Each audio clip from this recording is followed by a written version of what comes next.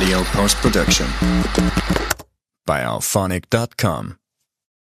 Now, I'm not targeting anybody specific. And the reason I say that because over the years and stuff, when I had my TV show, when I was doing different things, people would say, "You talking about me? Somebody told you that about me."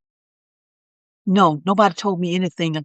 And a lot of times, well, most of the time, I don't even know these people. But you know what? The stories are all too familiar until it seems like I'm talking about you. So many of us have gone through the same thing. So if you hear something in the story and that resonates with you, I'm not particularly talking about you. Well, I'm not talking about you at all. Because for the most part, I'm sure I don't even know you. But the fact that you see yourself in this tells me what I've always suspected. But it confirms that this is a widespread epidemic. This isn't anything that's rare. I've heard that before. Oh, that's rare. No, it's not rare. So I'm not targeting you.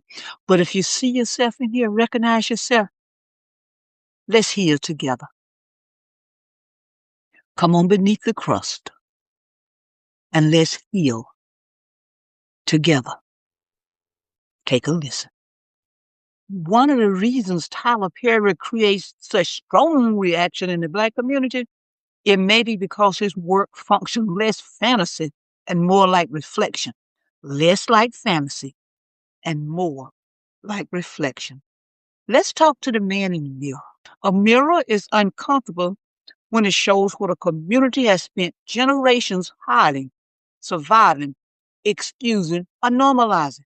Many people criticize Tyler Perry's films, and they criticize his plays for being too much. Oh, they too loud. He's too toxic. Oh, he's stereotyped. Yet, countless Black viewers can point to real-life versions of the very same stories. The abusive grandmother, the cheating husband, the church scandal, the family secret, the son abandoned by his father, the woman carrying everybody's burden until she breaks. Now, the break may not be a physical break, but mentally, she's broken. The respectable family hiding dysfunction behind religion and appearances. These are not inventions pulled from thin air. For many people, you know what this is? Memory. The abusive grandmother. Many of us had grandmothers and know of grandmothers. I heard about grandmothers who were just abusive. Or perhaps we were, or maybe still is, the abusive grandmother. I've had people tell me in talking that their grandmother would make them have sex with each other. Their brothers and their sisters have sex with other cousins. And she would watch them. Or she would have sexually abused them, whether they were male or female. The cheating husband. A lot of us had husbands who cheated on us. A lot of us, when we were children, growing up, we saw our dad cheat on our mom. Or we saw the neighbor. We saw that husband cheating on his wife. Or perhaps we were, or still is, the cheating husband. Church scandal. Do you know how many young girls and young boys were sexually abused by the men in the church? The reverends, the deacons, the leaders. A lot of those young girls, 11, 12, 13 years old, actually got pregnant by the church people, the deacon. And you know what would happen? She would be ostracized. I mean, she would be thrown out the church. Well, she might as well have been. She was scandalized. But the man in the church kept preaching. The man in the church kept doing whatever he was doing, leading songs, whatever he was doing. The son abandoned by his father. Many of us know about that because we were abandoned by our fathers, and many of us weren't. But many of us were. How many of you know, think about it. You may not have to think too long, but how many of you know about a woman in the community who was always doing everything for everybody? Her life was miserable. She was getting beat up. Different things was going on. But she carried everybody else's burden. The respect of a family, hiding dysfunction behind religion and appearances. How many of us know or were or is that family who went to church all the time? The grown folks were always quoting scriptures. Or as grown people now, we're doing it, quoting the scriptures. And what would they say? Don't shame our family name. I mentioned once before about I knew this boy who this girl had invited him over to her house while the mama was gone. And the mama came in and caught them. I don't have to tell you what they were doing. She didn't invite him over there to play marbles. But you know what the mama's concern was? Not that the girl had invited the boy in, that maybe somebody would find out that the girl did, because she said, oh, we got a good name. You're not going to mess up our name. Come on beneath the crust and let's look at the man in the mirror. The discomfort may not come from the idea that the stories are false, that Tyler Perry's stories are false. The discomfort may actually come from the fact that the stories are recognizable. The myth of morals in the Black community asks an uncomfortable question. What happens when a community becomes more committed to appearing righteous than actually being healthy? Tyler Perry's work often exposes the gap between public morality and private behavior. In many Black communities, survival requires protecting the image of the family, the church, the parent, the elder, or the community itself. Silence became loyalty. Secrecy became protection. Respectability became more important than truth. Tyler Perry's characters frequently crack that image open, just cracks it wide open.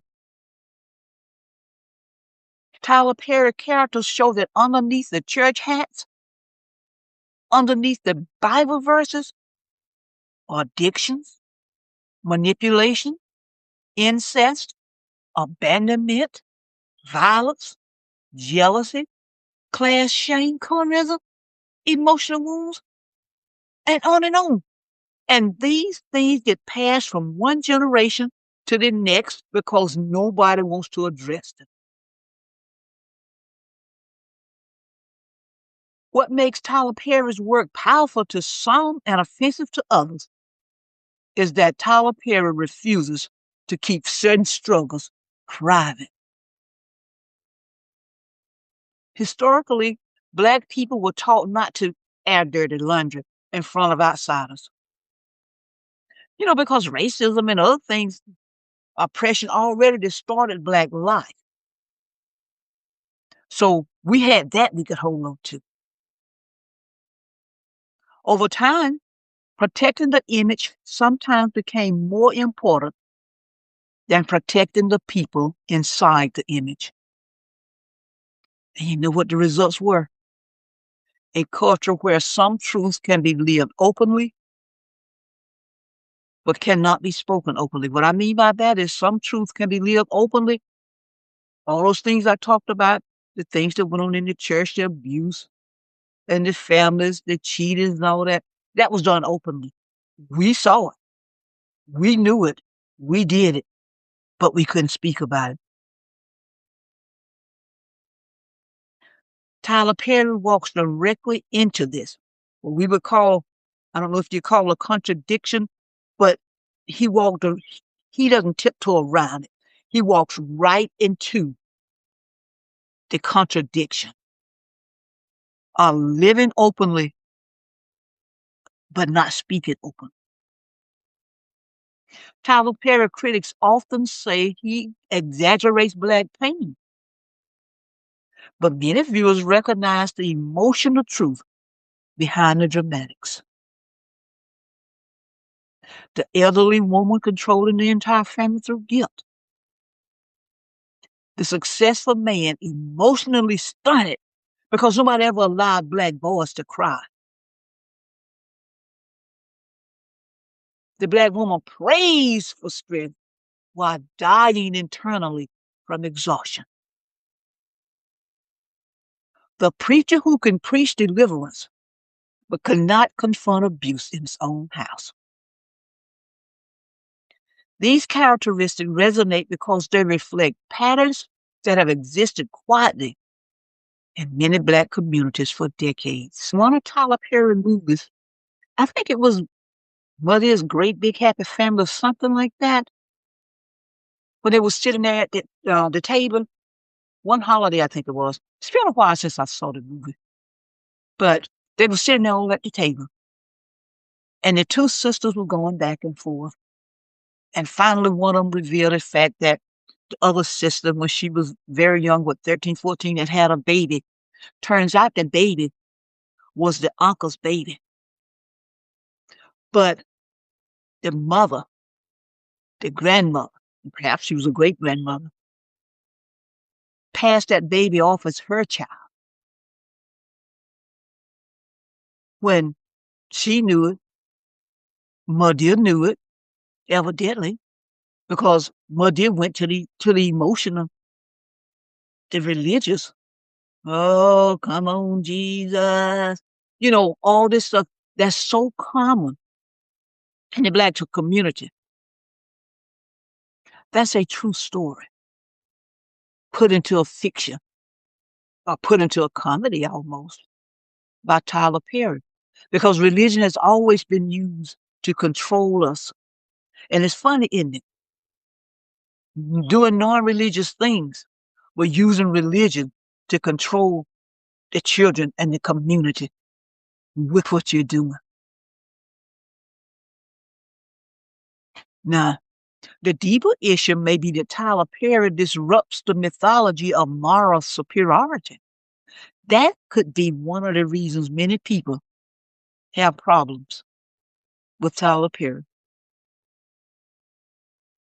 Every community develops stories about itself.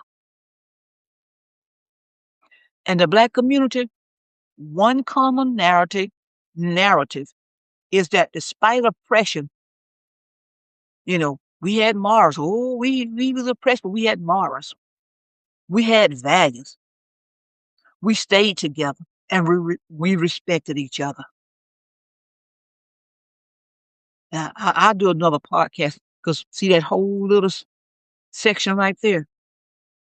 I need to go more into it, but then this will stretch this podcast longer than I wanted to. So stay tuned. Now that's truth. And in fact, we were very resilient, very much so. But nostalgia can sometimes erase the suffering that existed inside those structures. Abuse existed, addiction existed, sexual violence existed, emotional neglect existed, colorism existed, patriarchy, however you pronounce it, existed, and silence existed. Children were often told to respect elders even when the elders were harmful. And that respect your elders was also used to control you. Women were taught to endure suffering as virtue, child. You know, you're a woman. Being a woman, you got to go through some stuff. Men were taught emotional hardness as masculinity. What you up there crying for? Boys don't cry. Tyler Perry's stories often challenge these inherited ideas by exposing the damage underneath them. All this stuff, Tyler Perry exposes the harm. Let's look at the man in the mirror. You know, I was thinking though, because when you're doing stuff, you start thinking one thought lead to another thought. So I was thinking maybe what unsettles us the most is not always the dysfunction itself. Tyler Perry exposing the dysfunction, but the loss of control over the narrative. Because see, now with Tyler Perry, we've lost the narrative where we painted everything as being so great. Oh, we stuck together. We were this, we were that. We've lost control over the narrative. That may be a problem as well. When trauma stays hidden, people can maintain the illusion that it is rare. Once it is spoken aloud, people must decide whether to deny or confront it. Tyler Perry's work, it forces us to confront it, just to confront stuff. And I'm sorry if I start blundering, stumbling. You remember I mentioned before, a lot of this stuff, it gets to me, it makes me so emotional. And as I said before, I could edit I could edit it out. But no, this is how it's coming out. And this is how I want to go forward. As I said, Tyler Perry's work forces confrontation. Some viewers feel liberated. Oh, Lord, thank God somebody's finally talking about it. They feel liberated because they finally see experiences reflected publicly. Others feel embarrassed because the stories touch wounds that they were taught never to discuss. It's like having a sore, and the sore has scabbed over. But the discomfort is still there because the sore is not totally healed. And if you rip this scab off, it goes right back down to the bare sore. But if you work with that scab, sometimes you're told to expose your wound. Then you got to keep opening it up and cleaning it.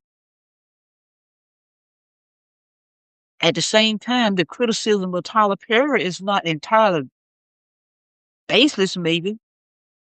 Because, some people argue that Tyler Perry stories recycle certain tropes without fully exploring their deeper systemic roots. Now, when Tyler Perry does his shows,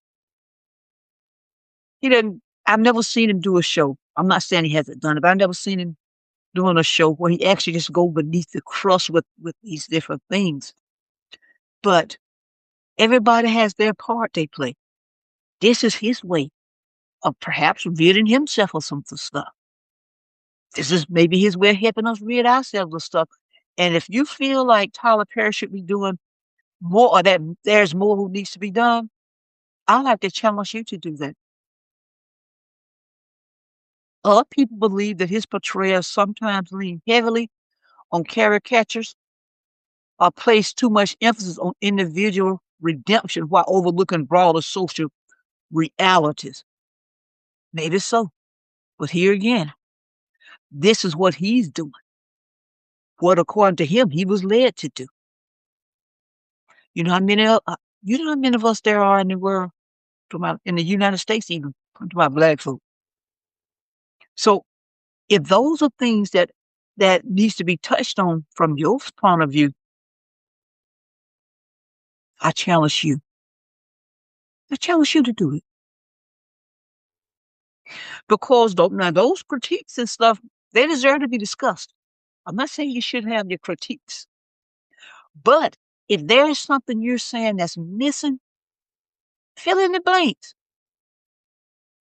Because criticism don't erase the deeper reason his works continue to resonate across generations. People recognize themselves somewhere in those stories. After all these years and stuff, Tyler Perry, he's just pushing out plays more than, I was going to say more than General Motors pushing out cars, but I don't think General Motors push out cars anymore. I don't know, but anyway. So that means that they're resonating across generations. And you know what? I wouldn't be surprised if some of the people who were his most outlier critics are the ones who go back and back and back. Something pulls them back, I'm sure. Because as I said, the lasting popularity of Tyler Perry suggests that many viewers are not merely looking for entertainment. They're looking for recognition. Finally, somebody recognizes what I did. They're looking to see the reality they grew up around acknowledged. Acknowledged publicly. I couldn't say this when I was growing up, but he can. So I'm going to go back and look at his works. Tyler Perry works suddenly become a cultural conversation about what Black communities celebrate, what they conceal, and what they still struggle to heal.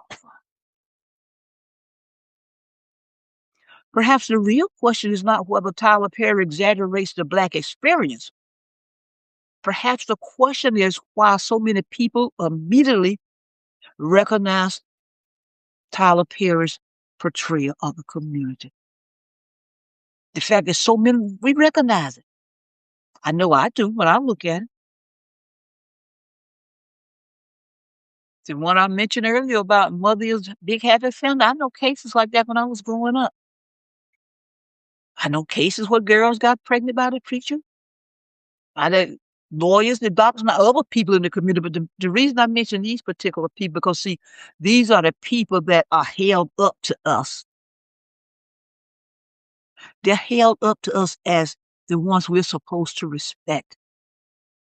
Nobody says anything. This lady was telling me, and she's older than me, so see, this has been going on forever, about this preacher would take this young boy and take him in his bedroom. And she said he would stay locked up in this bedroom with this boy all day long. All day long. She was a child at the time. The boy was a child. But he stayed locked up in there all day long with that boy. Now, come on, people. The community knew. If the children knew, the community knew. And she talked about her sister. And that's a whole nother podcast as well, about how girls are always, no matter how young they are, whatever ill besets the community somehow, it's the female's fault, because of her young cousin was a child just like she were. A minister, not this minister who was messing with the boy, but the minister was messing with this girl. And the lady said, now she didn't say anything bad about the boy who was being abused, but the girl, she was just so fast anyway, just messing with that man. I said, look, you just told me y'all were children. You just told me y'all were children. So there's a burden, an unfair burden, that was placed and is still placed on females. Thank you for allowing Lily Bell to take you beneath the crust. I trust you've been enlightened. I trust you've been encouraged. I trust you've been intrigued. Black community,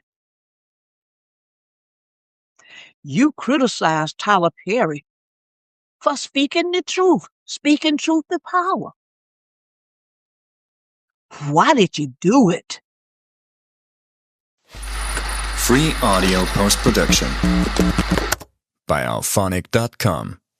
Subscribe, comment, like, and share. Support our youth in any way you can. Keep on churning till the butter comes. Albert C. Richardson, a Black man, patent the butter churn U.S. patent number 446470, February 17th, 1891. I'm Lily Bell. I'm just trying to create a dialogue. I leave you with this. If they close my book, you remember my story. A Nat Turner Runner production. Lock and load. Lily Bell. Be encouraged.